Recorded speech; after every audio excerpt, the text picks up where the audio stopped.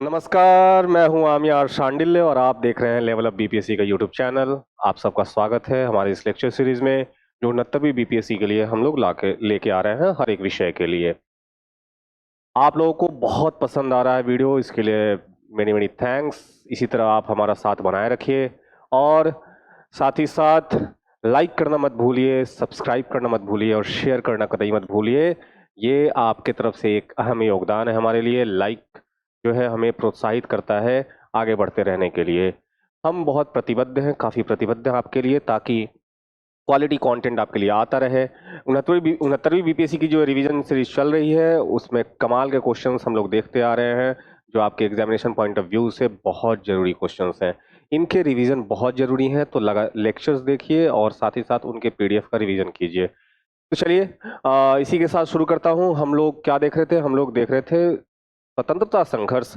हम लोग स्वतंत्रता संघर्ष में इंटर कर चुके हैं और कांग्रेस की स्थापना से संबंधित प्रश्नों को हम सॉल्व कर रहे थे। कांग्रेस की स्थापना हो चुकी है और कांग्रेस की स्थापना के बाद प्रत्येक साल अलग अलग स्थानों पे इसके सत्र, इसके अधिवेशन होते रहे, उस सत्र के अलग अलग अध्यक्ष होते रहे और उन सत्रों में अलग अलग निर्णय होता रहा। आगे आने वाले समय के लिए योजनाएं बनती रहीं, कैसे हम अपने लक्ष्य की प्राप्ति करेंगे, कैसे हम स्वराज्य की प्राप्ति करेंगे, बाद में चल के कैसे हमारे लक्ष्य स्वराज्य से पूर्ण स्वतंत्रता में बदल गई। ये अलग अलग सत्रों में अलग अलग समय में यह निर्णय लिया गया और उस समय अलग अलग लोग इसके अध्यक्ष हुए हैं और काफी कमाल के अध्यक्ष हुए हैं।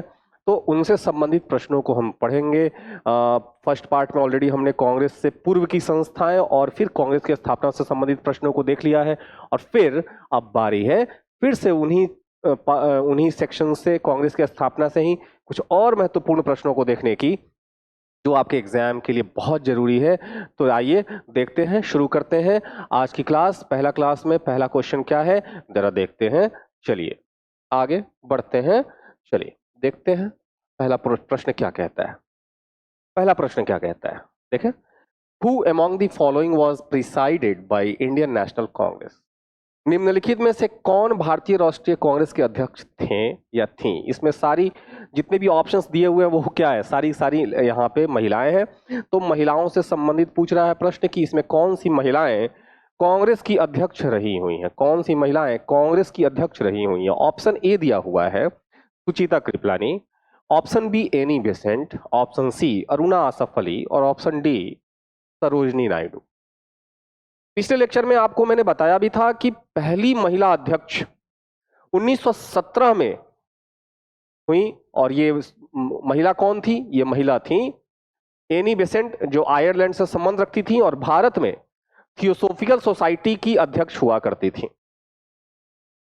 थियोसोफिकल सोसाइटी से संबंधित प्रश्न हम लोगों ने सामाजिक और धार्मिक सुधार आंदोलन में देख लिया है। तो यदि आपने वो लेक्चर नहीं देखा तो आप जाइए और उन लेक्चर्स को देखिए। लेवल अप बीपीएससी के यूट्यूब चैनल पे उससे संबंधित एमसीक्यूज प्रश्न है। तो आइए, एनी बेसेंट पहली महिला अध्यक्ष रही, तो एनी बेसेंट में कहीं कोई शक नहीं है, बी ऑप्शन तो होगा ही होगा। एनी बेसेंट पहली अध्यक्ष रही 1917 में कलकत्ता अधिवेशन। ठीक है। सुचिता कृपलानी कभी भी कांग्रेस की अध्यक्ष नहीं रही है। सुचिता कृपलानी कभी भी कांग्रेस की अध्यक्ष नहीं रही है, तो ये ऑप्शन गलत है, ये हमारा ए तो कतई नहीं होगा। और अरुणा आसफ अली कांग्रेस की सदस्य रही हैं। खासतौर पे इनका योगदान दिखता है भारत छोड़ो आंदोलन के समय में। क्विट इंडिया मूवमेंट जब चल रहा था तो इन्होंने बहुत अहम योगदान दिया था इसमें। तो अरुणा आसफ अली कांग्रेस की सदस्य रही हैं लेकिन इसकी अध्यक्ष कभी नहीं रही हैं। एनी बेसेंट रही है, ये प्रथम महिला अध्यक्ष है कांग्रेस की, इसमें कोई शक नहीं है, तो ये तो होगा। अब सरोजनी नायडू, यस, सरोजनी नायडू भी अध्यक्ष रही हैं कांग्रेस की। 1925 में कानपुर अधिवेशन में इन्हें अध्यक्ष बनाया गया था, 40वां अधिवेशन था ये, और ये प्रथम भारतीय महिला अध्यक्ष रही हैं, इसमें कोई शक नहीं होना चाहिए। तो बढ़ते हैं आगे। तो इसमें हमने क्या देखा कि बी भी हमारा सही है और डी भी हमारा सही है, दोनों ही कांग्रेस की अध्यक्ष रही हुई हैं। तो हम किसके साथ जाएंगे? बीपीएससी का सदाबहार ऑप्शन, उपरोक्त में से एक से अधिक। अच्छा देखिए इस बार बीपीएससी क्या बदलाव करता है। चांसेज है, ये डिमांड हो रहा है बार बार कि आप जो है 5वां ऑप्शन हटाइए।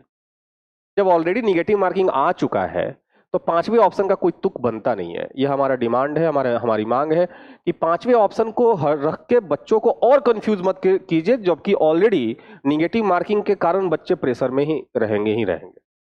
ठीक है, तो अध्यक्ष महोदय से लेवल ऑफ बीपीएससी की तरफ से डिमांड है, मांग है, रिक्वेस्ट है, आग्रह है कि बच्चों की खैरियत के लिए, बच्चों की अच्छाई के लिए, भलाई के लिए ये पांचवा ऑप्शन का जो खेल चल रहा है ना, वो हटा दिया जाए। ओके, चलिए, तो यहां पे बी और डी, लेकिन अभी के पैटर्न के अकॉर्डिंग ही हम क्वेश्चन लेकर के आएंगे, क्योंकि पता नहीं कि अब आने वाले समय में 29 सितंबर को किस प्रकार का प्रश्न आने वाला है। इट में भी कि पांचवा ऑप्शन हट जाए। तो बी और डी, तो इसका मतलब उपरोक्त में से एक से अधिक, more than one of the above, क्योंकि एनी बेसेंट भी अध्यक्ष रही है, सरोजिनी नायडू भी, ये 1917 में और ये 1900, ठीक है। उसके जस्ट एक साल पहले 1924 में आइए, तो 1924 में हमारे बापू महात्मा गांधी एकमात्र, कांग्रेस का एकमात्र ऐसा अधिवेशन होगा जिसमें इन्होंने अध्यक्षता की। कहां पे? बेलगांव। बेलगांव कहां पे? कर्नाटक में। बेलगांव में यह अधिवेशन की अध्यक्षता इन्होंने करी है। महात्मा गांधी एकमात्र ऐसा अधिवेशन जिसमें गांधी जी ने अध्यक्षता की, वो कौन सी अधिवेशन रही? वो अधिवेशन रही बेलगांव की अधिवेशन 1924 में, जब वो जेल से छूट के आते हैं। आपको पता होना चाहिए कि असहयोग आंदोलन वापस लेने के पश्चात गांधी जी को जेल भेज दिया गया था, लेकिन बीमारी के कारण उन्हें पहले ही छोड़ दिया गया और मेडिकल ग्राउंड पे, और 1924 में वो जेल से बाहर आते हैं और 1924 में जो अधिवेशन होगी, उसी अधिवेशन की अध्यक्षता करेंगे महात्मा गांधी।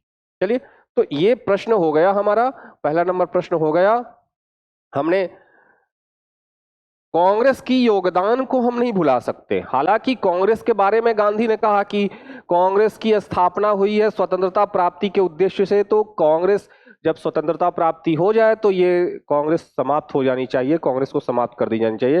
हालांकि जिस वक्त, जिस कंडीशन में भारत आजाद हुआ था, उस कंडीशन में कई सारे प्रश्न उठ खड़े होंगे कि क्या उस समय कांग्रेस को समाप्त करना एक उचित कदम होता, क्योंकि उस समय कांग्रेस ही एक ऐसी पुरानी और एक अनुभवी संस्था थी, एक पॉलिटिकल ऑर्गेनाइजेशन था जो भारत के मामलों को, भारत को संभाल सकता था, भारत के शासन को संभाल सकता था, क्योंकि ऑलरेडी कांग्रेस को अनुभव हो चुका था शासन संभालने का। तो यदि कांग्रेस को समाप्त कर दिया जाता तो कौन होते वो लोग, कौन होती वो राजनीतिक संगठन, संस्था जो भारत को संभालती, क्योंकि जिस अवस्था में भारत को अंग्रेज छोड़ के गए थे वो बहुत दयनीय, दीनहीन अवस्था थी। भारत उठ के खड़े होने की में भी सक्षम नहीं था, अर्थात आर्थिक रूप से बहुत दयनीय स्थिति में था। सामाजिक और अंग्रेजों के रहने के कई सारे दूषित परिणाम हुए। सामाजिक रूप से तो हम पतित हो ही चुके थे, हमारा पतन हो ही चुका था, आर्थिक रूप से भी हम कहीं के नहीं रहे थे। तो कई सारे चीजों के को हम इस पे, कई सारी चीजों पे हम चर्चा कर सकते हैं, कई सारे पक्ष आ सकते हैं, पक्ष विपक्ष सब पे चर्चा हो सकती है। यह करेंगे हम लोग, लेक्चर सीरीज जब स्टार्ट होगी तो लेक्चर सीरीज में भी हम एक एक पक्ष को देखेंगे, अलग अलग लोगों ने क्या क्या कहा है इस संबंध में, उनके ऊपर भी विचार करेंगे। लेकिन अभी हम सिर्फ एमसीक्यूज कर रहे हैं, तो एमसीक्यूज रिलेटेड ओरिएंटेड जो है चीजें ही हम सॉल्व करें तो ज्यादा बेहतर है, क्योंकि आपके एग्जामिनेशन नजदीक है और बीपीएससी का प्रीलिम्स ही सबसे टफ है। एक बार प्रीलिम्स निकल गया ना बाबू भाई, मेंस में छक्का छोड़ा दोगे। मेंस का बीपीएससी छाती पे चढ़ के उसका एग्जाम क्लियर करोगे। प्रीलिम्स क्लियर करना सबसे मस्ट है ना। तो आइए, Who among the following was the president of Indian National Congress? निम्नलिखित में से कौन भारतीय राष्ट्रीय कांग्रेस का? अच्छा, ये प्रश्न हो गया। चलिए, ये प्रश्न हो गया, अगले प्रश्न में बढ़ा जाए। अगला प्रश्न क्या कहता है? Who among the trinity of Lal, Bal and Pal became the president of Indian National Congress? लाल, बाल और पाल की त्रिमूर्ति में से कौन भारतीय राष्ट्रीय कांग्रेस का अध्यक्ष बना? अब ये लाल, बाल, पाल कौन है, ये आपको पता होना चाहिए कि 1885 से लेकर के 1905 तक का जो दौर होगा, उस दौरान कांग्रेस में दो धड़ा निकल के आ जाएगा। कांग्रेस में दो धड़ा, कांग्रेस में दो गुट निकल के आएगा। ये गुट होगा मॉडरेट्स और एक्सट्रीमिस्ट का। एक्सट्रीमिस्ट का मतलब उदारवादी और उग्रवादी होगा। उग्रवादी इन द सेंस कि सच में उग्रवादी हिंस, ये लिटरली इसको मत लीजिए, है ना, बहुत वास्त एकदम इस शब्द का एकदम हूबहू मायने मत लीजिए। उग्रवादी मतलब हिंसा कर रहे हैं, ऐसा कुछ नहीं। उग्रवादी मतलब उनके जो विचार हैं वो उदारवादियों की तुलना में ज्यादा एग्रेसिव है, ज्यादा आक्रामक है। जहां उदारवादी पिटीशन, प्रार्थना पत्र, याचिका पे बिलीव करता था, जिसको भिक्षावृत्ति की संज्ञा दी गई कि ये राजनीतिक भिक्षावृत्ति है, ये क्या करते हैं, भीख मांगते हैं अंग्रेजों से। जो उग्रवादी गुट के नेता थे उन्होंने इनको लाला लाजपत राय हो या बाल गंगाधर तिलक हो या बिपिन चंद्र पाल हो या अरविंदो घोष हो, ये सारे उग्रवादी दल से संबंध रखने वाले लोग थे कांग्रेस के। इनका विश्वास था बहिष्कार पर, इनका विश्वास था स्वदेशी वस्तुओं के उपयोग पर, इनका बहिष्कार था हड़ताल पे, जुलूस पर, प्रदर्शन पर। जबकि उदारवादी इससे घबराते थे कि यदि हमने अंग्रेजों को नाराज कर दिया तो क्या होगा, अंग्रेज हमें जो दे रहे हैं वो भी नहीं देंगे। भीख तो देते नहीं थे, ये बात समझ में आ रही थी उग्रवादियों को कि तभी तो कहा बाल गंगाधर तिलक ने कि स्वराज्य मेरा जन्म सिद्ध अधिकार है और मैं इसे लेकर रहूंगा। अपने हक की लड़ाई लड़नी चाहिए। याचिका पे इनका बिलीव नहीं था, प्रार्थना पत्र पे बिलीव नहीं था, प्रेयर पे बिलीव नहीं था। माई बाप हुजूर कर दीजिए, ये क्या है, हमारे ही देश में रह के हमारा ही शोषण कर रहे हैं। ये बात समझ में आ गई थी ना सबको। राष्ट्रवाद अपनी पूरी उत्कर्ष पर थी, ठीक है। तो ये उदारवादी और उग्रवादी, तो उग्रवादी गुट के ये नेता है लाल, बाल और पाल। लाल, लाल मतलब लाला लाजपत राय, लाल मतलब लाला लाजपत राय, बाल मतलब बिपिन चंद्र, बाल मतलब बाल गंगाधर तिलक, लाल मतलब लाला लाजपत राय, बाल मतलब बाल गंगाधर तिलक और पाल मतलब बिपिन चंद्र पाल। इसके अतिरिक्त इसमें घोष साहब भी हैं, अरविंदो घोष, जिन्होंने पैसिव रेसिस्टेंस का कॉन्सेप्ट दिया, अरविंदो घोष।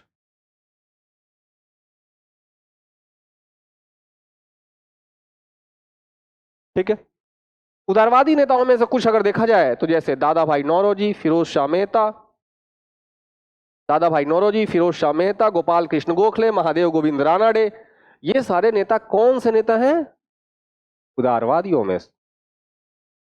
ये अंग्रेजों के सामने पिटीशन लिख के अपनी पक्ष को रखते हैं, प्रार्थना पत्र लिख के अपने पक्ष को रखते हैं कि ये कर दिया जाना चाहिए, कर दीजिए, भारतीयों की इसमें उद्धार हो जाएगी, कल्याण हो जाएगी, इस तरह से कुछ लिखा करते होंगे ना। तो ये तो भिक्षावृत्ति हो गया ना, भीख मांगने के बराबर हो गया। अब इसमें प्रश्न है कि लाल, बाल और पाल की त्रिमूर्ति में से कौन भारतीय राष्ट्रीय कांग्रेस का अध्यक्ष बना। देखिए जी, इसमें से एकमात्र बाल गंगाधर तिलक तो कभी नहीं बने और बिपिन चंद्र पाल कभी नहीं बने। इन दोनों में से दोनों ही कांग्रेस के अध्यक्ष कभी नहीं रहे। लाला लाजपत राय कांग्रेस के अध्यक्ष रहे 1920 में, 1920 में सितंबर में कलकत्ता में विशेष अधिवेशन बुलाया गया। कलकत्ता में विशेष अधिवेशन, कांग्रेस का क्या हुआ, विशेष अधिवेशन, इस बात पर चर्चा करने के लिए असहयोग के प्रस्ताव पर अधिवेशन। गांधी जी ने असहयोग का प्रस्ताव पेश किया, असहयोग आंदोलन, असहयोग आंदोलन का प्रस्ताव पेश करते हैं 1920 के कलकत्ता के विशेष अधिवेशन में, और इसी की अध्यक्षता करेंगे लाला लाजपत राय, लाला लाजपत। और इस विशेष अधिवेशन में असहयोग आंदोलन की के विरोध में कई सारे नेता उठ के खड़े हो जाएंगे, जिसमें चित्तरंजन दास, एनी बेसेंट जैसे नेता हैं। खुद लाला लाजपत राय भी इसके समर्थन में नहीं है। अध्यक्षता तो करी इन्होंने विशेष अधिवेशन की, लेकिन असहयोग आंदोलन के पक्ष में ये भी नहीं है। गांधी के ये नए नए विचार हैं। गांधी 1915 में वापस आकर के अपने उन सारे विचारों को यहां पर प्रयोग के तौर पे, एक तरह से प्रयोग ही था ना, चंपारण में जो उन्होंने किया वो प्रयोग था। भारत में, दक्षिण अफ्रीका में ऑलरेडी सक्सेसफुल हो चुके थे, भारत में उनके लिए प्रथम प्रयोग था चंपारण सत्याग्रह। तो असहयोग के रूप में उन्होंने पहली बार कोशिश की मास स्ट्रगल फॉर्म करने की, जो जिसके आदी नहीं थे कांग्रेस के नेता। इन्होंने असहयोग को का विरोध किया कि नहीं नहीं नहीं, अभी असहयोग का असल समय है नहीं, ठीक है ना। तो इसमें लाला लाजपत राय जो होंगे वो राष्ट्रीय कांग्रेस के अध्यक्ष बनेंगे। कब? 1920 के कलकत्ता के विशेष अधिवेशन में। चलिए अगले प्रश्न में चला जाए। अगला प्रश्न क्या कहता है? अगला प्रश्न क्वेश्चन नंबर 3। अगला क्वेश्चन है बहुत आसान, बहुत मजेदार क्वेश्चन है। ये स्टेटमेंट के क्वेश्चन है भाई। देखो बदलते हुए पैटर्न का क्वेश्चन है। पहला नंबर क्वेश्चन और दूसरा नंबर क्वेश्चन एकदम वन लाइनर क्वेश्चन था, ट्रेंडी क्वेश्चन था। बीपीएससी में हम पहले भी ऐसे प्रश्न पूछे जाते रहे और आगे भी प्रश्न पूछे जाते रहेंगे। लेकिन बदलते हुए परीक्षा के पैटर्न में जो बदलाव हो रहे हैं उसमें इस प्रकार के प्रश्नों की संख्या बढ़ती चली जाएगी, जिसमें स्टेटमेंट पूछे जाएंगे और स्टेटमेंट में यह पूछा जाएगा कि इसमें कौन सा सत्य है, कौन सा सत्य नहीं है। तो इसमें से पूछा इन निम्नलिखित कथनों पर विचार करें। अब एक एक करके सारे कथन पर विचार करें हम लोग, है ना। Consider the following statements. पहला स्टेटमेंट है first session of Indian National Congress happened in Calcutta. भारतीय राष्ट्रीय कांग्रेस का प्रथम अधिवेशन कलकत्ता में हुआ था। क्या हुआ था? क्या यह सत्य है? इज इट ट्रू कि पहला कांग्रेस का अधिवेशन कलकत्ता में हुआ था? कतई नहीं। पहला कांग्रेस का अधिवेशन कलकत्ता में नहीं, बंबई में हुआ था। जबकि कलकत्ता में दूसरा अधिवेशन होगा दादा भाई नौरोजी की अध्यक्षता में। तो पहला कथन तो हमारा गलत हो गया, पहला कथन हमारा गलत हो गया। इस कथन से हम रूबरू हो गए। दूसरी कथन की तरफ हम बढ़े। भारतीय राष्ट्रीय कांग्रेस के दूसरे सत्र की अध्यक्षता दादा भाई नौरोजी ने की। Absolutely correct. ये अध्यक्षता दादा भाई नौरोजी ने करी है। और ये कहां हुआ है? अभी अभी मैंने बताया। दूसरे सत्र कहां पे हुई थी? दूसरी सत्र अभी अभी मैंने बताया कहां पे? कलकत्ता में हुई थी। इसी सत्र में लगभग 436 लोगों ने भाग लिया था, 436 प्रतिनिधियों ने। और 436 प्रतिनिधियों में से, याद रखिएगा, 436 प्रतिनिधियों में से 33 प्रतिनिधि मुस्लिम थे। याद रखना है, 436 प्रतिनिधियों में से 33 प्रतिनिधि मुस्लिम थे। ये इसलिए बता रहा हूं क्योंकि बीपीएससी में यह प्रश्न पूछ चुका ऑलरेडी, और बीपीएससी अपने प्रश्नों को रिपीट बहुत करता है। रिपीटेड क्वेश्चन बहुत पूछे जाते हैं। तो पूछ चुका है 66वीं की बीपीएससी का जो री एग्जाम हुआ था, क्योंकि क्वेश्चन लीक हो गई थी। आपको पता ही है कि बीपीएससी क्वेश्चन लीक करने में बहुत माहिर है। उसके सारे के सारे तंत्र जो है क्वेश्चन लीक करने में लगे रहते हैं। तो 33 प्रतिनिधि मुस्लिम है इसमें, और 436 टोटल आए थे। और इसी अधिवेशन में जो वायसराय है, वायसराय कौन थे? वायसराय लॉर्ड डफरिन जो है, उन्होंने, लॉर्ड डफरिन साहब ने गार्डन पार्टी दी थी। इसको, कांग्रेस के प्रतिनिधियों को लॉर्ड डफरिन ने गार्डन पार्टी दी थी कलकत्ता में। और इसमें सुरेंद्रनाथ बैनर्जी शामिल नहीं हुए थे। अधिवेशन में शामिल हुए थे लेकिन इस पार्टी में शामिल नहीं हुए थे, याद रखना है। तो दूसरा स्टेटमेंट हमारा सही है, दूसरा स्टेटमेंट हमारा एकदम करेक्ट है। तीसरे स्टेटमेंट की तरफ बढ़ते हैं। Both the Indian National Congress and the Muslim League met in Lucknow in 1916 and concluded the Lucknow pact. भारतीय राष्ट्रीय कांग्रेस और मुस्लिम लीग दोनों की 1916 में लखनऊ में बैठक हुई और लखनऊ समझौता हुआ। देखो जी, 1916 का जो लखनऊ समझौता है वो बहुत ही फेमस समझौता है। 1916 का लखनऊ समझौता,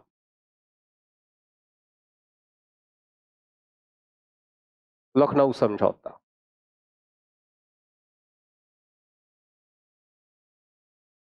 बाल्कन युद्ध के पश्चात मुस्लिम लीग का जो मोह है वो भंग हो चुका है अंग्रेजों से, क्योंकि बाल्कन युद्ध में मुस्लिम राज्यों के साथ अंग्रेजों ने बहुत दुर्व्यवहार किया, जिसके पश्चात इनका रवैया, इनफैक्ट 1913 से ही मुस्लिम लीग जो है एक तरह से दूरी बना रहा है अंग्रेजों से, क्योंकि अंग्रेजों की मुस्लिमों के प्रति खासतौर पे बाल्कन युद्ध में अच्छी नहीं रही, जिससे भारतीय मुसलमान रुष्ट हैं और मुस्लिम लीग भी रुष्ट है। और एक तरह से समझौतावादी वाली अप्रोच, समझौता कॉम्प्रोमाइज वाली कंडीशन में मुस्लिम लीग आ चुकी है। इसका एक स्टेटमेंट से क्लियर होता है कि ये स्टेटमेंट मुस्लिम लीग की तरफ से आया कि हमारा लक्ष्य है साम्राज्य के अंदर रह के ही स्वराज्य हासिल करना। 1915 में बंबई में कांग्रेस की भी अधिवेशन होती है और मुस्लिम लीग की भी अधिवेशन होती है, और यहीं से मुस्लिम लीग और कांग्रेस नजदीक आना शुरू हो जाते हैं 1915 के बंबई अधिवेशन में ही। और 1916 में फिर से यह अधिवेशन दोनों की साथ होती है लखनऊ में। इस अधिवेशन में जहां कांग्रेस की अधिवेशन की अध्यक्षता अंबिका चरण मजूमदार करेंगे, अंबिका चरण मजूमदार करेंगे,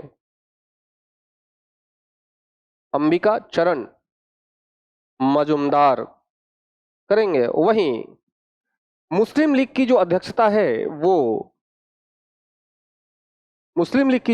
है वो मोहम्मद अली जिन्ना करेंगे। मोहम्मद अली जिन्ना साहब इसकी अध्यक्षता करेंगे। ये वो अधिवेशन है जिस अधिवेशन में मुस्लिम लीग सफल हुई, जो चाहती थी वो उसे मिला।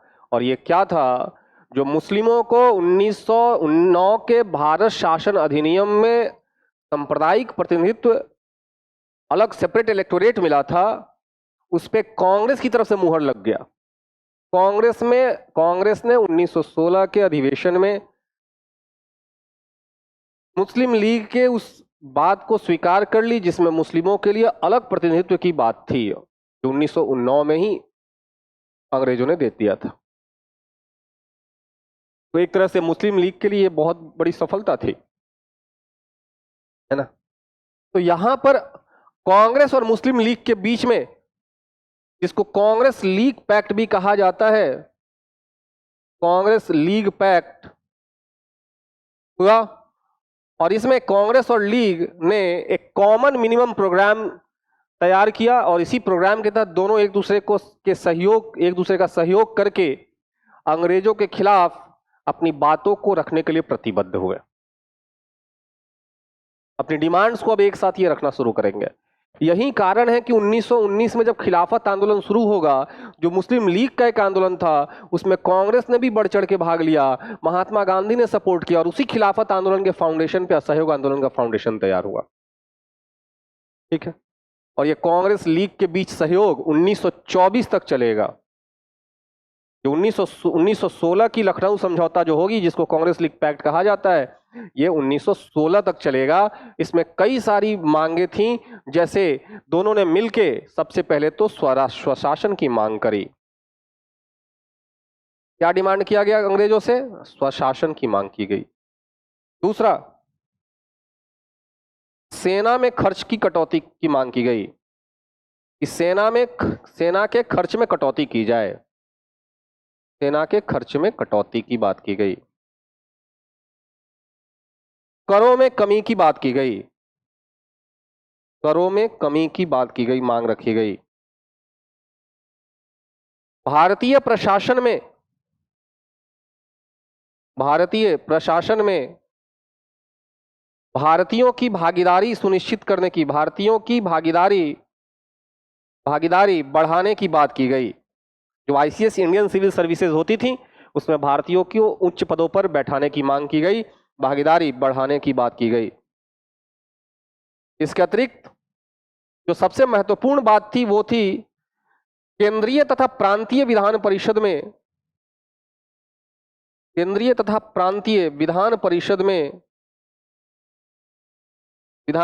में भारतीयों की भागीदारी और ज्यादा बढ़ाने की मांग की गई। इसमें भारतीयों की संख्या बढ़नी चाहिए। ठीक है। तो इस प्रकार से कई सारी मांगों को अंग्रेजों के सामने रखा गया। दोनों ने मिलकर रखा, और ये 1924 तक एक दूसरे का सहयोग करेंगे। 1924 के बाद से कांग्रेस और मुस्लिम लीग फिर से अपने अपने अलग रास्ते पर हो जाएगी। ठीक है। तो अब प्रश्न पर वापस आते हैं। तो ये भी स्टेटमेंट सही है हमारा, भारतीय राष्ट्रीय कांग्रेस और मुस्लिम लीग दोनों की 1916 में लखनऊ में बैठक हुई, और दोनों के बीच लखनऊ समझौता हुआ। कांग्रेस के अध्यक्ष पता चल गया। कांग्रेस का अध्यक्ष कौन था? अंबिका शरण मजूमदार, और मुस्लिम लीग का अध्यक्ष कौन था? मोहम्मद अली जिन्ना। और एक बात याद रखिएगा कि जो 1907 के सूरत समझौता में, सूरत अधिवेशन में, 1907 के सूरत अधिवेशन में जो उग्रवादी और उदारवादियों के बीच जो दूरी हो गई थी, दोनों बट गए थे, दूर हो गए थे एक दूसरे से, वो वापस 1916 में एक दूसरे के साथ आ जाते हैं। तो 1916 में मॉडरेट्स और एक्सट्रीमिस्ट के बीच में समझौता हो जाता है, उदारवादी और उग्रवादियों के बीच में समझौता हो जाता है, और इस समझौता को कराने में सबसे अहम योगदान दिया एनी बेसेंट और तिलक ने। एनी बेसेंट और तिलक के योगदान से उदारवादी और उग्रवादी एक साथ वापस फिर से आ जाते हैं, और ये लखनऊ समझौता भी एनी बेसेंट और तिलक के कोशिश का ही परिणाम है।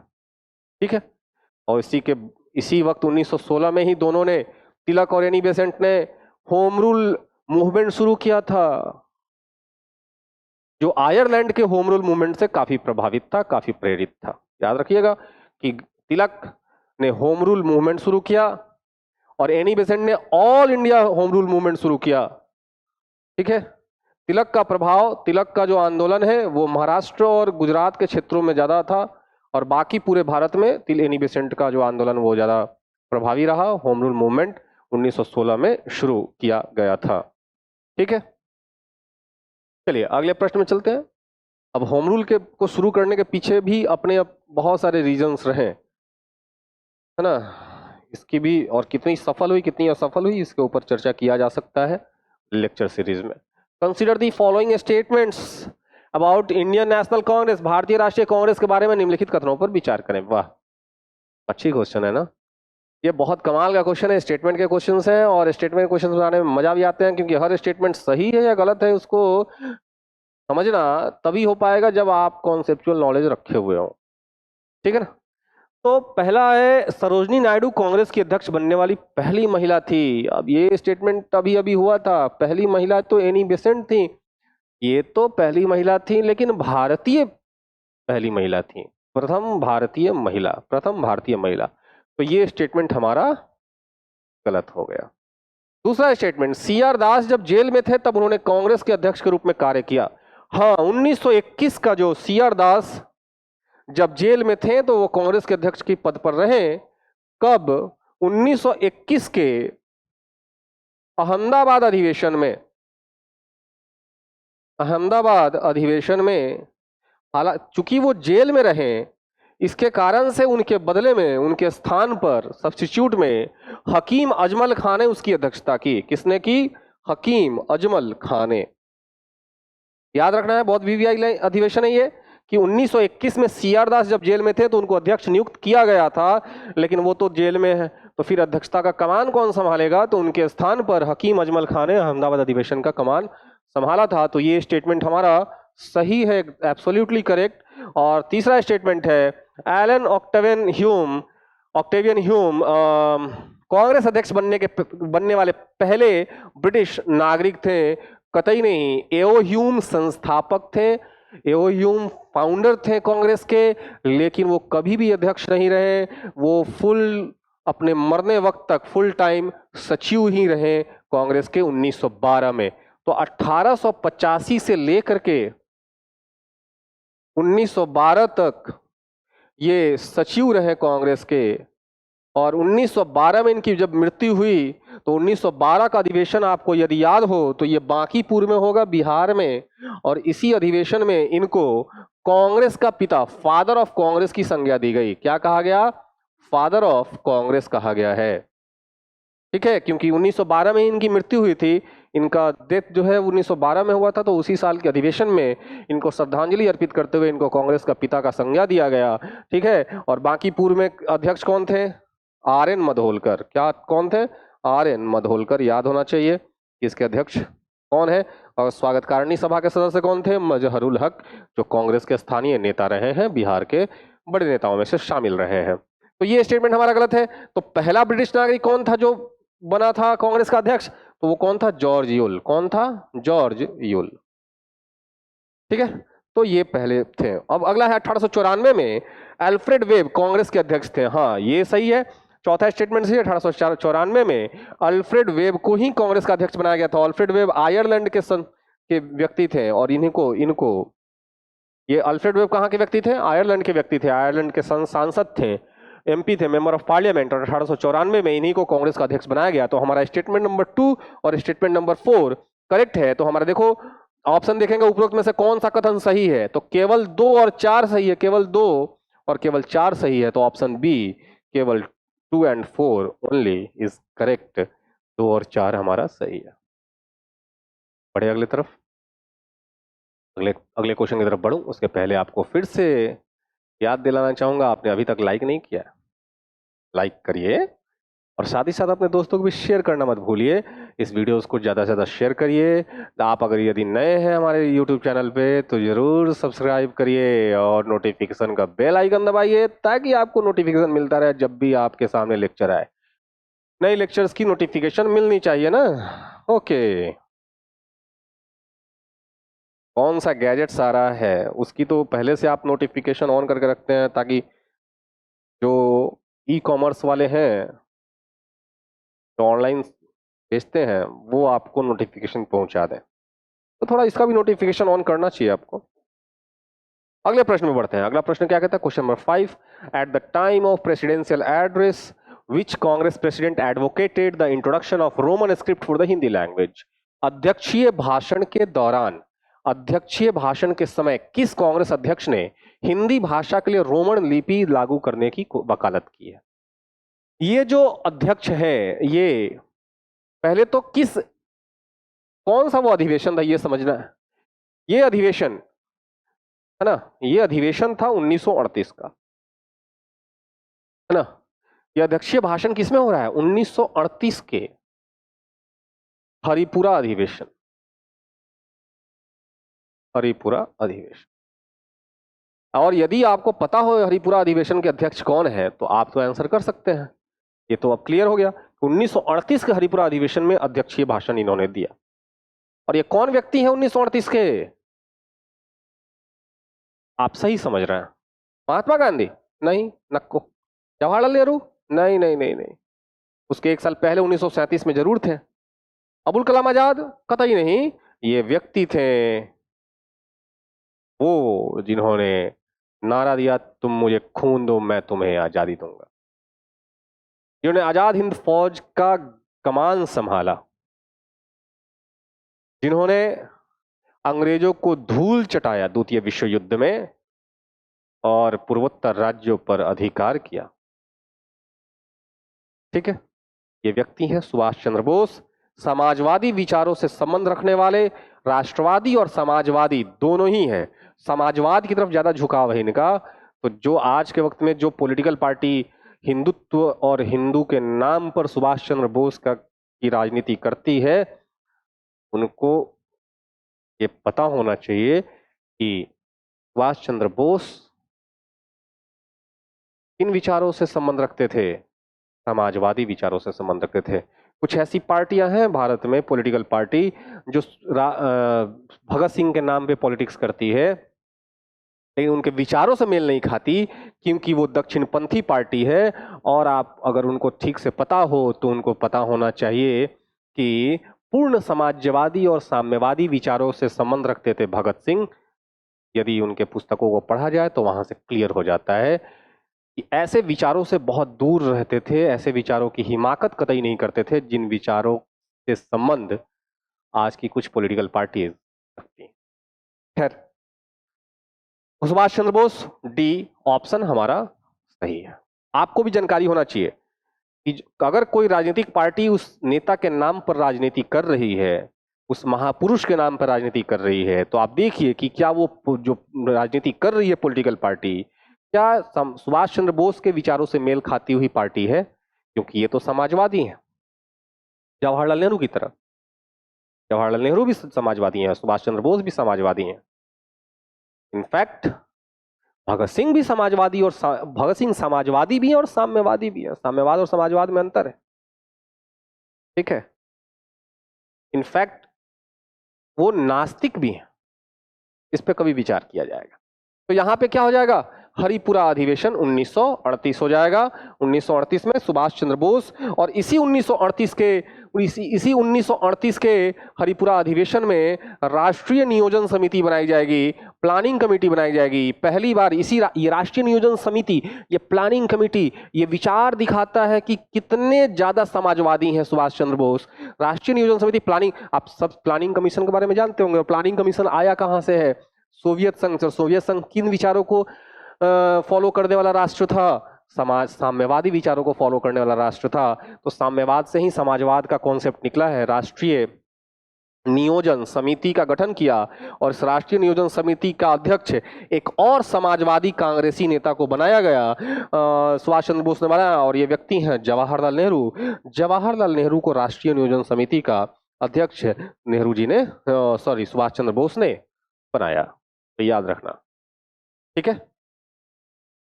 विचारों की लड़ाई है, सारा तो खेल विचारों का है। चलिए अगले प्रश्न में बढ़ते हैं। अगला प्रश्न क्या कहता है?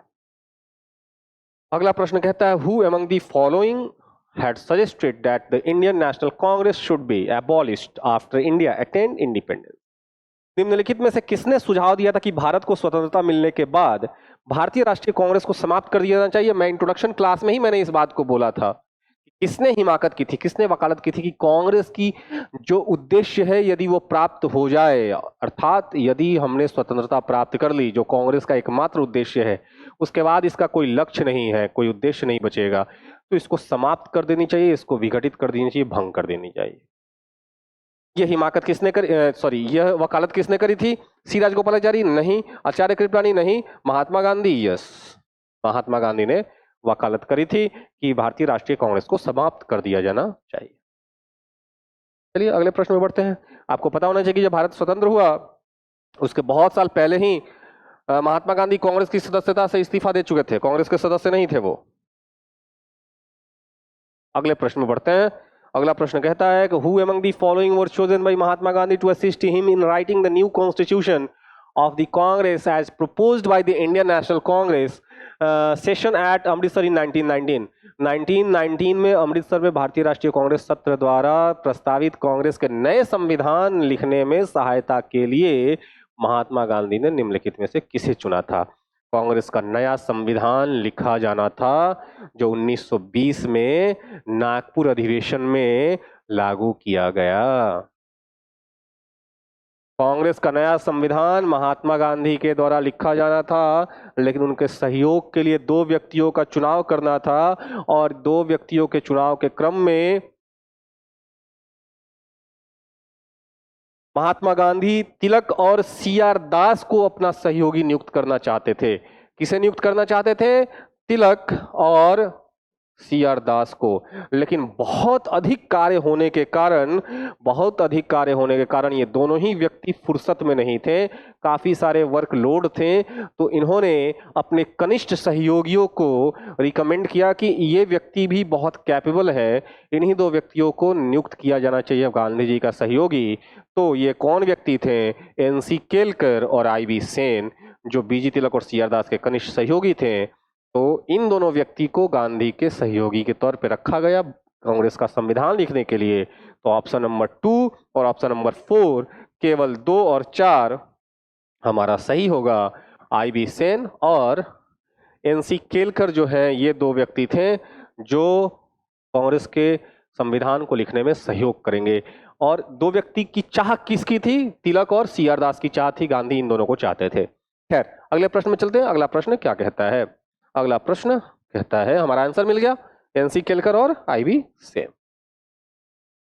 क्वेश्चन नंबर 8 है, which of the following session of the Indian National Congress was presided over by C Vijay Raghavachari? यह भारतीय राष्ट्रीय कांग्रेस के निम्नलिखित में से किस सत्र की अध्यक्षता सी विजय राघवाचारी ने की थी? यह सत्र वो सत्र था जिस सत्र में असहयोग आंदोलन पारित हुआ। इस सत्र में असहयोग आंदोलन पारित हुआ। असहयोग आंदोलन पारित, पहला। दूसरा, ये वो सत्र था जिसमें भाषा के आधार पर प्रांत बनाने की बात की गई। भाषा के आधार पर प्रांत बनाने की बात की गई कांग्रेस की तरफ से। तीसरा, ये वो सत्र था जिसमें देशी रियासतों के प्रति नीतियों की घोषणा की गई। देशी रियासतों के प्रति, जो देशी रियासत राजघराने थे उनके प्रति नीतियों की घोषणा की गई, नीतियां बनाने की बात की गई। और ये वो सत्र था जिसमें कहा गया, जिसमें संविधान में बदलाव करते हुए ये कहा गया कि जो 25 पैसा देगा उस, और जो 21 साल का है वो कांग्रेस का सदस्य बन सकता है। अर्थात कांग्रेस का दरवाजा आम जनों के लिए खोल दिया गया। कोई भी आम व्यक्ति जो 21 साल पूरा कर चुका है वो 25 पैसे का चंदा दे करके कांग्रेस का सदस्य बन सकता है। कौन सा सत्र था वो? ये सत्र था नागपुर अधिवेशन।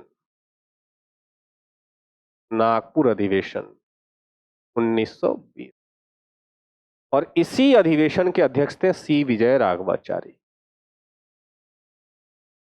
ठीक है, तो कहां है आंसर छुपा हुआ? यहां पे तो है बी, नागपुर अधिवेशन, सी विजय राघवाचारी इसकी अध्यक्षता। बढ़े अगले प्रश्न पे। अगला प्रश्न क्या कहता है? अगला प्रश्न है, चलिए, असहयोग आंदोलन से संबंधित बहुत सारे फैक्ट्स आपके सामने निकल के आ गए। चलिए, अगला प्रश्न क्या कहता है?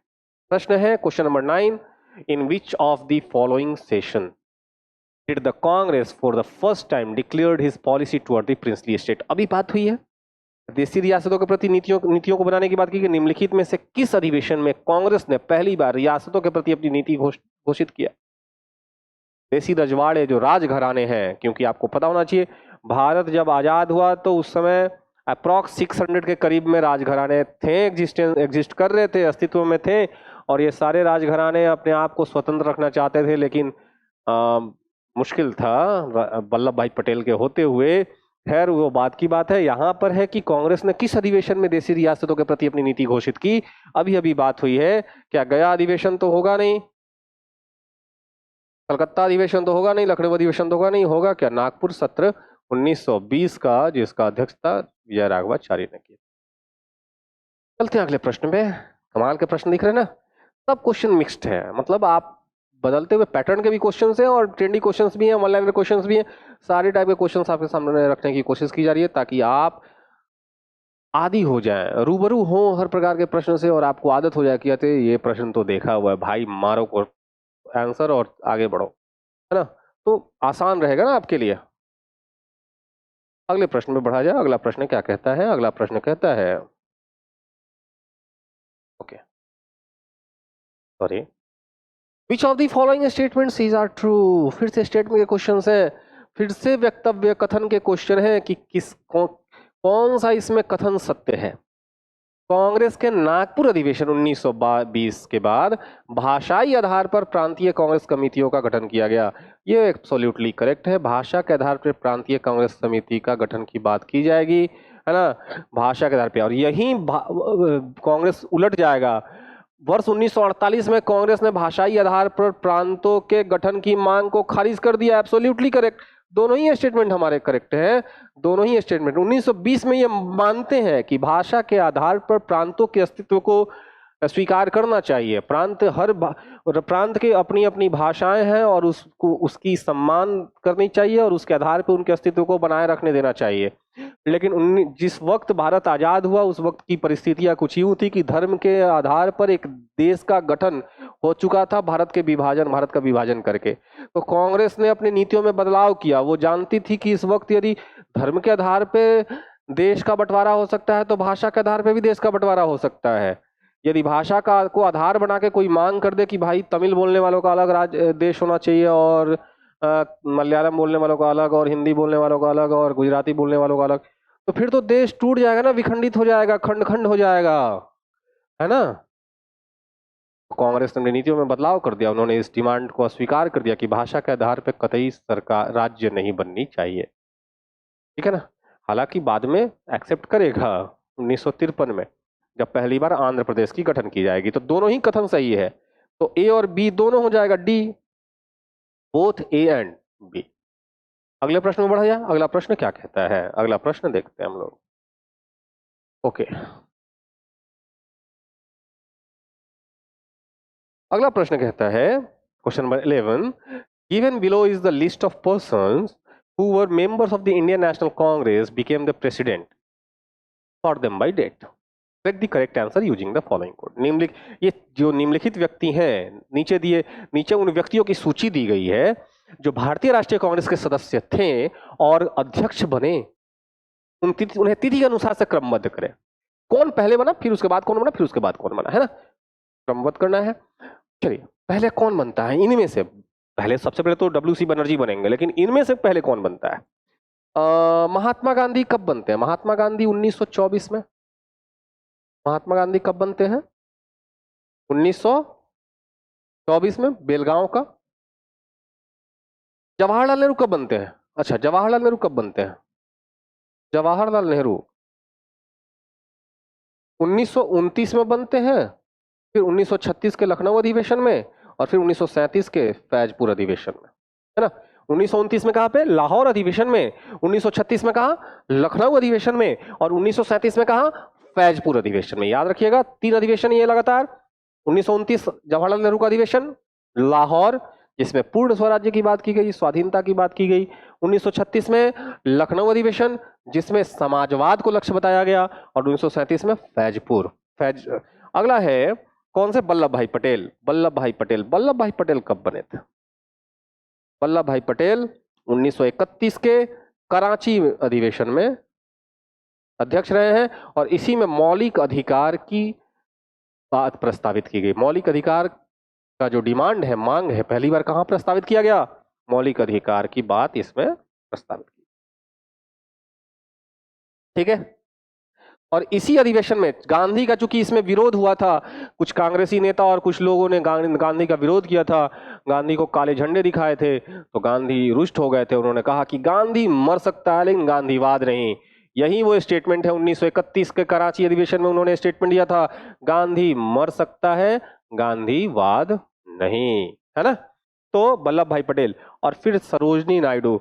सरोजनी नायडू कब बनती हैं प्रथम महिला अध्यक्ष? सरोजनी नायडू बनती हैं 1925 के कानपुर अधिवेशन में। 1925 के कानपुर अधिवेशन। 1924 में ये कहां बनते हैं? बेलगांव। सब कॉपी में नोट डाउन कर लो बच्चे लोग, सब कॉपी में नोट डाउन कर लो। ये बहुत कमाल के फैक्ट्स हैं। सारे सत्र नहीं चाहिए, सारे अधिवेशन नहीं याद करने, लेकिन जो प्रमुख सत्र हैं वो तो आपके जुबान पे होने चाहिए।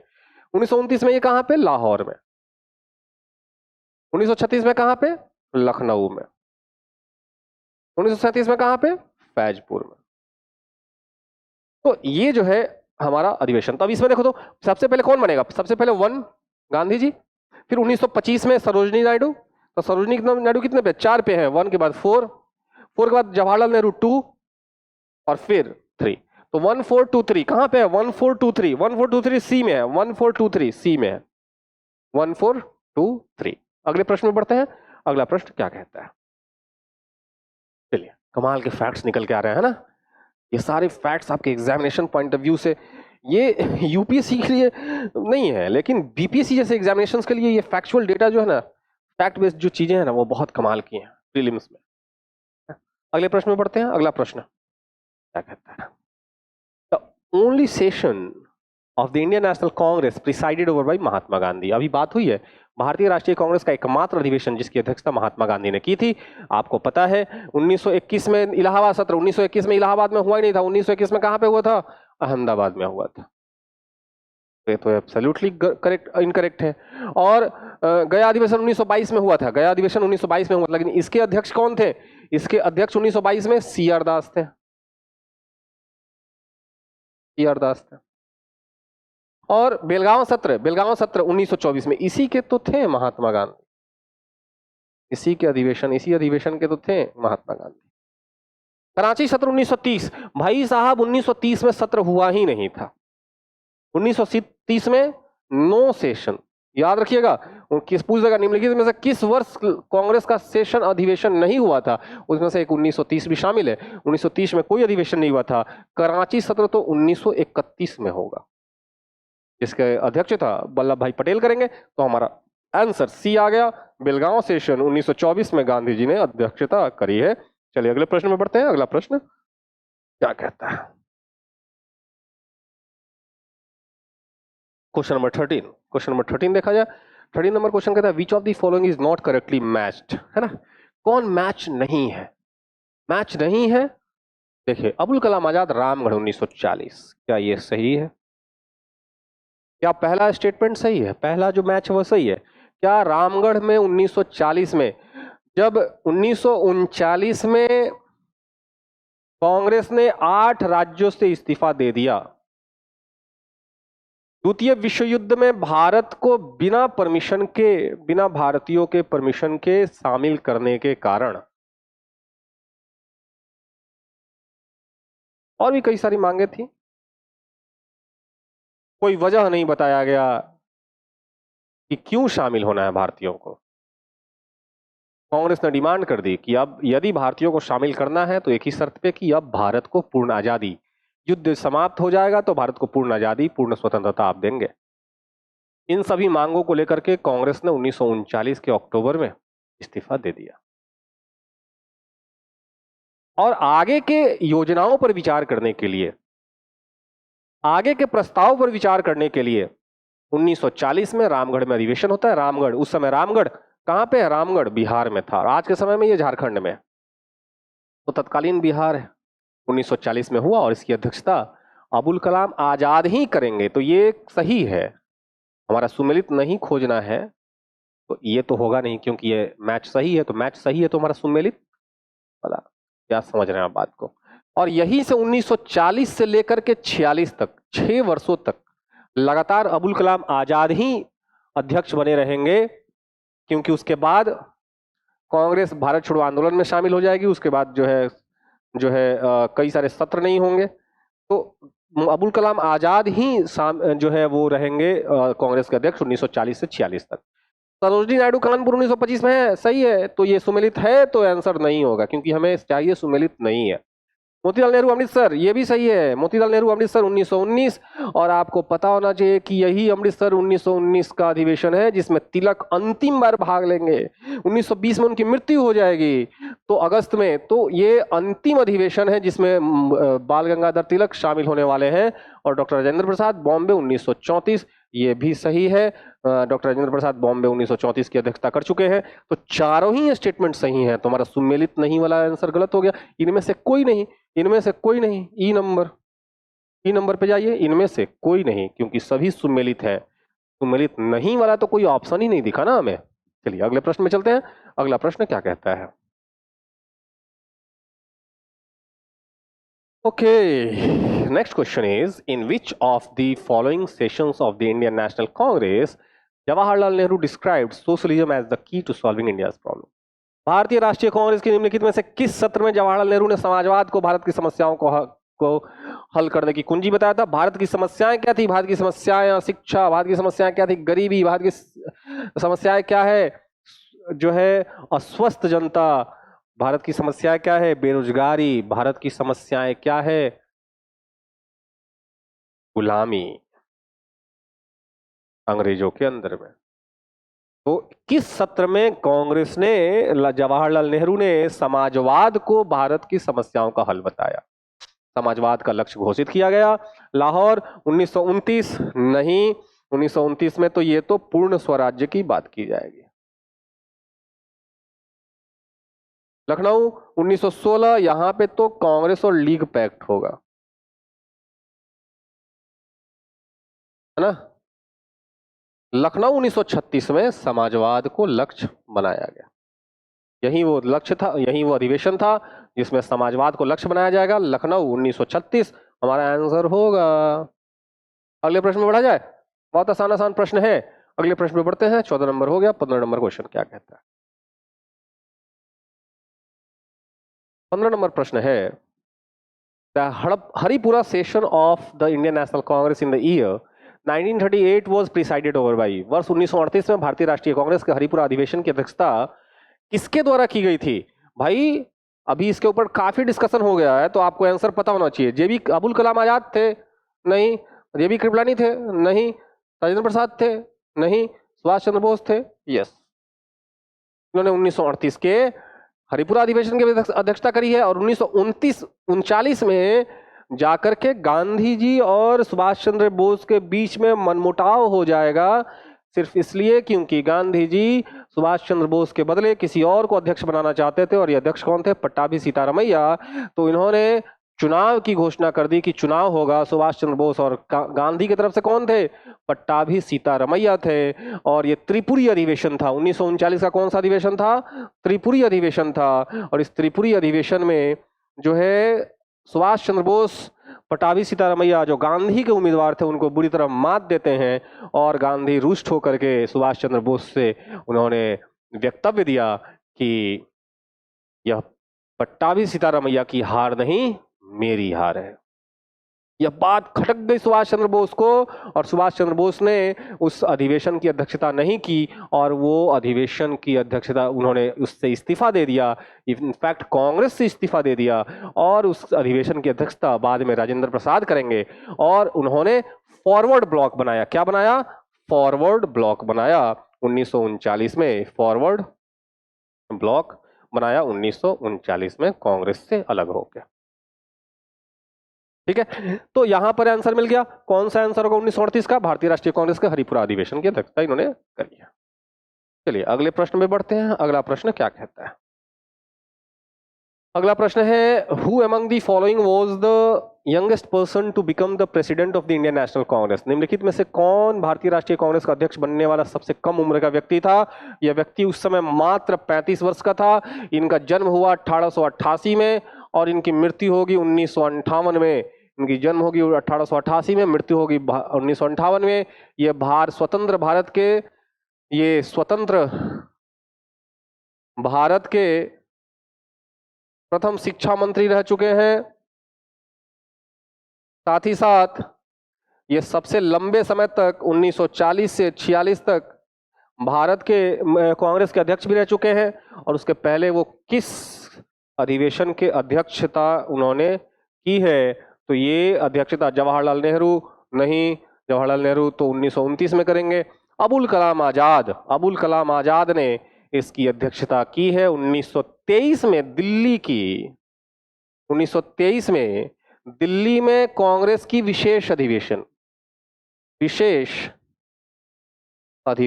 आयोजित की गई थी। तो इस विशेष अधिवेशन की अध्यक्षता किसने करी है? अबुल कलाम आजाद। हालांकि 1923 का जो है अधिवेशन वो काकीनाडा में हुआ है। काकीनाडा कहां पे है?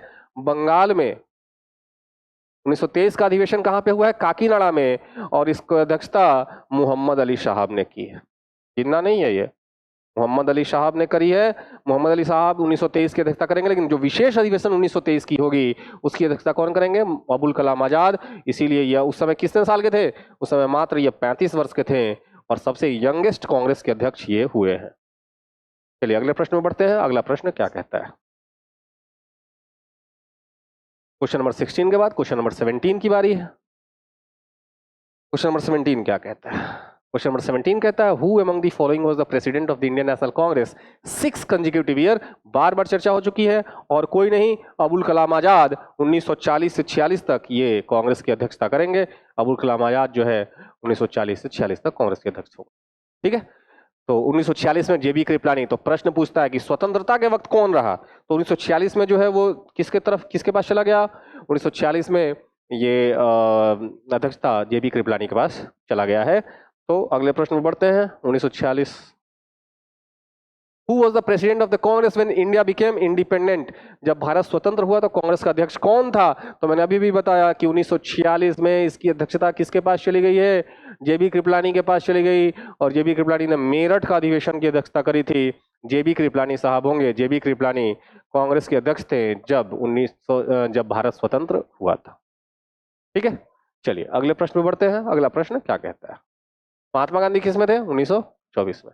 जवाहरलाल नेहरू किस में थे? 1929, 1936 और 1937 में। और सरदार पटेल किस में थे? 1931 के सबसे महत्वपूर्ण में से एक थे। चलिए अगले प्रश्न में बढ़ते हैं। अगला प्रश्न क्या कहता है? क्वेश्चन नंबर 19 है, on which occasion was the Jana Gana मन संग for the first time? Jana Gana मन पहली बार कब गाया गया था? कलकत्ता अधिवेशन 1896, इसमें तो वंदे मातरम गाया गया था। वंदे मातरम कहां से लिया गया है? आनंद मठ से। और आनंद मठ की पुस्तक किसने लिखी है? बंकिम चंद्र चटर्जी। और इसका कथानक प्लॉट क्या है? सन्यासी विद्रोह। याद रखना है, इसका प्लॉट क्या है? सन्यासी विद्रोह। सन्यासी विद्रोह कब से कब तक चला है? 1763 से 1800 ईस्वी तक। तो वंदे मातरम जिस अधिवेशन में गाया गया वो कौन सा था? कलकत्ता अधिवेशन 1896। और इसके अध्यक्ष थे रहीमतुल्ला सयानी। रहमतुल्ला सयानी ये दूसरे मुस्लिम व्यक्ति थे जो कांग्रेस के अध्यक्ष हुए। तो प्रश्न पूछ दिया कि दूसरा व्यक्ति कौन था जो मुस्लिम व्यक्ति कौन था जो कांग्रेस का अध्यक्ष हुआ? तो कौन थे? रहमतुल्ला सयानी। बनारस अधिवेशन 1905 की अध्यक्षता गोपाल कृष्ण गोखले ने की है। जीके गोखले ने की है। और इन्हें इसी अधिवेशन में विपक्ष का नेता का संज्ञा दिया गया। क्या दिया गया? विपक्ष का नेता का संज्ञा दिया गया। और इसी अधिवेशन में स्वशासन की मांग की गई। क्या की गई? स्वशासन की मांग की गई है। कलकत्ता अधिवेशन 1906 और कलकत्ता अधिवेशन 1911। 1911 के अधिवेशन में जाकर के 1911 के अधिवेशन में जाकर के जन गण मन, तो हमारा आंसर क्या होगा? 1911 के अधिवेशन में जन गण मन गाया गया। जन गण मन अधिनायक जय है। ठीक है। और आपको पता होना चाहिए कि जन गण मन किसके द्वारा लिखित है? जन गण मन रविन्द्रनाथ टैगोर द्वारा लिखित है। और रविन्द्रनाथ टैगोर ऐसे अकेले व्यक्ति हैं जो 2 राष्ट्रों के राष्ट्रगान लिखे हुए हैं। कौन सा? बांग्लादेश अमार सोनार बांग्ला जो है स्वदेशी आंदोलन के समय में उन्होंने लिखा था। और बाद में चल के यही अमार सोनार बांग्ला जो स्वदेशी आंदोलन के वक्त में गाया गया, वो बाद में चल के बांग्लादेश का राष्ट्रीय गान बना। और वंदे मातरम हमारा क्या है? राष्ट्रीय गीत है। और राष्ट्रीय गान जन गण मन है। तो इसकी अध्यक्षता किसने की थी? विश्व नारायण दर। किसने की थी? विश्व नारायण दर ने कलकत्ता अधिवेशन 1911 की अध्यक्षता की है। चलिए अगले प्रश्न में चलते हैं। अगला प्रश्न क्या कहता है? ओके, देखते जरा क्या है अगले प्रश्न में। ऐसी क्या खासियत है? The last session of Indian National Congress in which Bal Gangadhar Tilak participated. भारतीय राष्ट्रीय कांग्रेस का अंतिम अधिवेशन जिसमें बाल गंगाधर तिलक ने भाग लिया था, बात हुई थी 1919 अमृतसर अधिवेशन, जिसकी अध्यक्षता कहाँ है? D option. डी ऑप्शन हमारा करेक्ट है। D option. कलकत्ता सेशन नहीं होगा 1906, 1907 सूरत सेशन नहीं होगा, कलकत्ता सेशन 1917 नहीं होगा। होगा कौन? अमृतसर सेशन जो है, अमृतसर अधिवेशन 1919। इसके अध्यक्ष कौन थे? मोतीलाल नेहरू। और इसी अधिवेशन में तिलक ने गांधी का विरोध किया था असहयोग आंदोलन को लेकर के। गांधी का विरोध किया इस अधिवेशन में, क्योंकि गांधी असहयोग के प्रस्ताव को लेकर के आना चाहते थे। तो गांधी का विरोध किया गया तिलक द्वारा। यह अंतिम अधिवेशन था जिसमें तिलक ने भाग लिया है। ठीक है। तो अगले प्रश्न की तरफ। तिलक पहले ऐसे व्यक्ति थे जिन्होंने पहली बार जनता से नजदीकी बढ़ाने की कोशिश की। उनको इस बात का पहले से उनका विचार क्लियर था कि कोई भी आंदोलन तब सफल होगा जब उसमें जन आंदोलन के रूप में लोग भाग लेंगे। यह एक जन आंदोलन होगा। यही कारण है कि स्वदेशी आंदोलन में वो लोगों की भागीदारी सुनिश्चित करना चाहते थे। तो हम कह सकते हैं कि गांधी के पूर्वगामी रहे हैं, गांधी के प्रीडिसेसर रहे हैं, जिन्होंने ऐसे विचार से संबंध रखा है। जो गांधी के भी विचार थे कुछ उसी तरह के। गांधी मानते थे कि आंदोलन तब तक सफल नहीं होगा जब तक मास मूवमेंट नहीं होगा, जब तक जन आंदोलन नहीं होगा, जब तक लोगों की भागीदारी नहीं होगी। और यही विचार तिलक का भी रहा है। अगले प्रश्न में चलते हैं। अगला प्रश्न क्या कहता है? अगला प्रश्न 21 number. Congress session in which resolution of complete independence was passed. ये कौन सा अधिवेशन था? पूर्ण स्वतंत्रता की प्रस्ताव कब बात की गई? प्रस्ताव कब पारित किया गया? तो ये 1929 में पास किया गया। कब? लाहौर अधिवेशन में। लाहौर अधिवेशन में। तो आंसर हो जाएगा आपका क्या? डी आंसर हो जाएगा हमारा। डी हमारा सही है। पूर्ण स्वतंत्रता की बात की गई। और लाहौर अधिवेशन की अध्यक्षता किसने की है? लाहौर अधिवेशन की अध्यक्षता जवाहरलाल नेहरू ने की है। और 31 इसी अधिवेशन के क्रम में 31 दिसंबर को उन्होंने रावी नदी के तट पर राष्ट्रीय भारतीय तिरंगा फहरा दिया, भारतीय झंडा फहरा दिया, है ना। 29 के 31 दिसंबर को, और उसी अगले साल में 1930 के 26 जनवरी को वो संपूर्ण देश में पूर्ण स्वाधीनता दिवस मनाया गया। स्वाधीनता दिवस मनाया गया। स्वाधीनता दिवस मनाया गया। ठीक है, चलिए। और तब से ही 26 जनवरी को स्वाधीनता दिवस मनाया जाने लगा। जब भारत आजाद हुआ तो 26 जनवरी की प्रमुखता को और औचित्य को और उसकी महत्ता को देखते हुए 26 जनवरी के दिन ही हमारी जो है कानून को लागू किया गया। इसीलिए उस दिन रिपब्लिक डे मनाया जाता है। At which session was the proposal of non-cooperation movement accepted by the Congress for the first time in 1920 AD? 1920 के कांग्रेस द्वारा पहली बार असहयोग आंदोलन का प्रस्ताव किस अधिवेशन में स्वीकार किया गया? देखो, वर्ड है स्वीकार और वर्ड है पारित, है ना, एक्सेप्ट एंड पास। तो स्वीकार अलग अधिवेशन में, किस अधिवेशन में? पारित किया गया 1920 के नागपुर अधिवेशन में। नागपुर अधिवेशन 1920 के नागपुर अधिवेशन में इसे पास किया गया। लेकिन इसे स्वीकार कब किया गया? इसे स्वीकार किया गया 1920 में ही। विशेष अधिवेशन आयोजित की गई थी कहां पर? कलकत्ता में। विशेष अधिवेशन कहां पर? कलकत्ता में। और इसी अधिवेशन की अध्यक्षता लाला लाजपत राय ने की है। इसी अधिवेशन की अध्यक्षता किसने की है? लाला लाजपत राय ने। और इस अधिवेशन की अध्यक्षता, नागपुर अधिवेशन की अध्यक्षता किसने की है? एम.वी. राघवाचारी ने की है। तो कौन सा आंसर हो जाएगा? कलकत्ता अधिवेशन में स्वीकार किया गया। कलकत्ता अधिवेशन में स्वीकार किया गया। और जब बोलेगा पास किस अधिवेशन में किया गया, पारित किस अधिवेशन में किया गया, तो वह नागपुर अधिवेशन में पारित किया जाएगा। तो कलकत्ता अधिवेशन में इसे स्वीकार किया गया है। ठीक है, जो कब हुआ है? सितंबर 1920 में। ठीक है, अगले प्रश्न में चलते हैं। अगला प्रश्न कहता है कि When did Indian National Congress pass the resolution of पूर्ण स्वराज्य? पूर्ण स्वराज्य या पूर्ण स्वाधीनता की प्रस्ताव कब पारित की गई? तो ये वही है, जवाहरलाल नेहरू वाला, लाहौर में 1929 में। चलिए, तो क्या आंसर होगा? कहाँ है? 1929। चलिए, कौन सा आंसर होगा? B number. B is the correct answer. B is the correct answer. 1929 के लाहौर अधिवेशन में पूर्ण स्वतंत्रता की बात या पूर्ण स्वराज्य की बात की गई। अगले प्रश्न पे चलते हैं। Who presided over the session of Congress in which the resolution of पूर्ण स्वराज्य? तो बात सिंपल है, इसमें कुछ है क्या?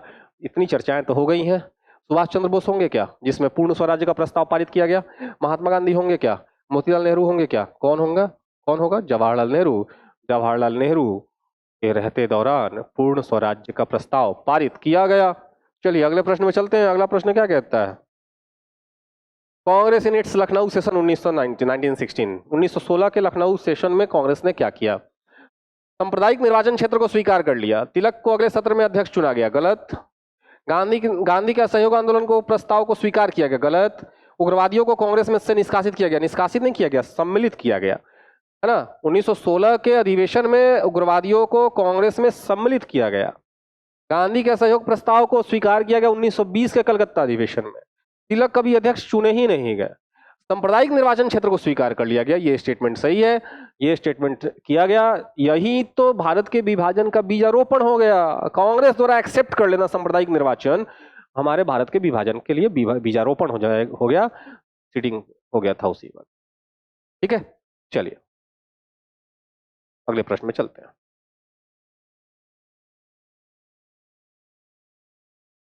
अगला प्रश्न है क्वेश्चन नंबर 26। ओ भाई गिरता जी आज काफी। Okay, in which session of the Congress the non cooperation resolution was passed?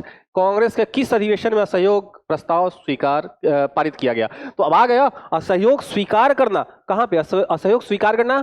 Calcutta अधिवेशन, विशेष अधिवेशन, लाला लाजपत राय, 1920 सितंबर। पारित किया गया नागपुर अधिवेशन, अध्यक्ष वीर राघवाचारी। और कहां पे आंसर कहां है? नागपुर। कहां? नागपुर में पारित किया गया। इसी अधिवेशन में कांग्रेस का एक नया संविधान लागू होगा, है ना। चलिए अगले प्रश्न में चलते हैं। अगला प्रश्न, इसमें रचनात्मक कार्यों पे भी जो है फोकस किया जाएगा। विच of the following is correctly matched? निम्नलिखित में से कौन सही सुमेलित है खोजना है। लखनऊ अधिवेशन 1916 में कांग्रेस लीग गठबंधन हुआ, सही है, इस पर चर्चा हो चुका है। लाहौर अधिवेशन पूर्ण स्वराज्य की संकल्प ली गई, सही है। कराची अधिवेशन मौलिक अधिकारों को अपनाया गया, सही है। और फैजपुर अधिवेशन पूर्ण लोकतंत्र, यही फैजपुर अधिवेशन 1917-37 कौन था इसमें? जवाहरलाल नेहरू। इसमें पूर्ण लोकतंत्र की बात की गई, ये एब्सोल्युटली सही है। चारों ही सही है। तो हमारा उपरोक्त में से एक से अधिक, क्योंकि सही वाला खोजना और चारों ही सही है, तो उपरोक्त में से एक से अधिक हमारा सही हो जाएगा। ये नोट डाउन कर लेना, है ना, नोट डाउन कर लेना, ये बहुत जरूरी है कि किस में क्या हुआ था। ठीक है, चलो अगले प्रश्न में चलते हैं। In which of the following session of the Indian National Congress Mahatma Gandhi was made aware of the problem of farmers of Champaran? भारतीय राष्ट्रीय कांग्रेस के निम्नलिखित में से किस अधिवेशन में महात्मा गांधी को चंपारण के किसानों की समस्याओं से अवगत कराया गया था? राजकुमार शुक्ला बिहार के प्रतिनिधि के रूप में इस अधिवेशन में भाग लेंगे और महात्मा गांधी से मिलेंगे और चंपारण की किसानों की समस्याओं और तीन कठिया प्रथा के बारे में बताएंगे और गांधी जी को आमंत्रित करेंगे कि चंपारण आकर के उनके कष्टों का निवारण करे। यह किस अधिवेशन में है? ये अधिवेशन है 1916 का लखनऊ अधिवेशन, क्योंकि जस्ट उससे अगले साल 1917 में अप्रैल में गांधी जी 4 महीने के बाद, ये दिसंबर में होगा, 4 महीने के बाद गांधी जी चंपारण पहुंच गए होते हैं। तो कब होता है? लखनऊ सत्र 1916 में। ठीक है, लखनऊ सत्र 1916। अगला कौन सा है? अगला प्रश्न है which of the following statement is not correct about Lucknow session 1916? Lucknow session 1916 के बारे में निम्नलिखित में से कौन सा कथन सही नहीं है? सही नहीं पूछ रहा है। पहला स्टेटमेंट है मुसलमानों के लिए पृथक निर्वाचन क्षेत्र को स्वीकार किया गया। ठीक है, यह एकदम सही है, मुसलमानों के लिए पृथक निर्वाचन क्षेत्र स्वीकार किया गया और मैंने पहले ही बताया कि यही स्वीकार करना कांग्रेस को ले डूबा। इस सत्र में नरमपंथी और उग्रवादियों के बीच में फिर से तालमेल हो गया, मेल मिलाप हो गया। सही है।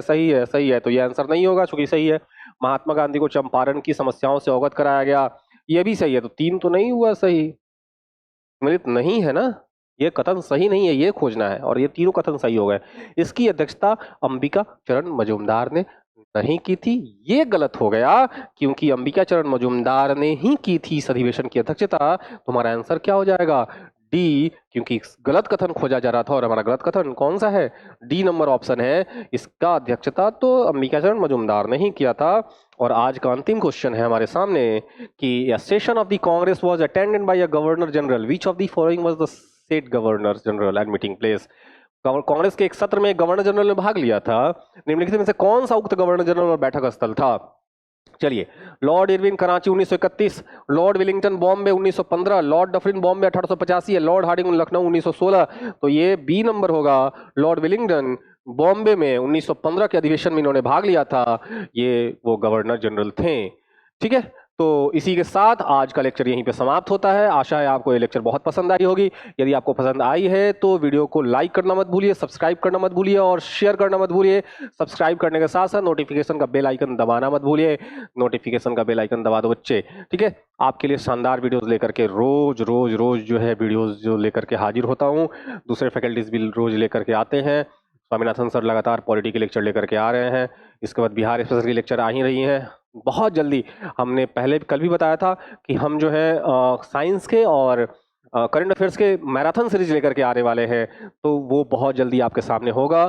करंट अफेयर्स आपका वहीं आने वाला है जो हम यहाँ पर लेकर के आएंगे। तो आप हमारे साथ जुड़े रहिए, लगातार जुड़े रहिए, हमारे जो है सब्सक्राइबर बन जाइए, ताकि वीडियोस जो है लगातार आपके पास पहुंचता रहे। इसी के साथ लेता हूं आज के लिए विदा। मिलते हैं हम लोग अगले लेक्चर में। Enjoy your video. Thank you so much.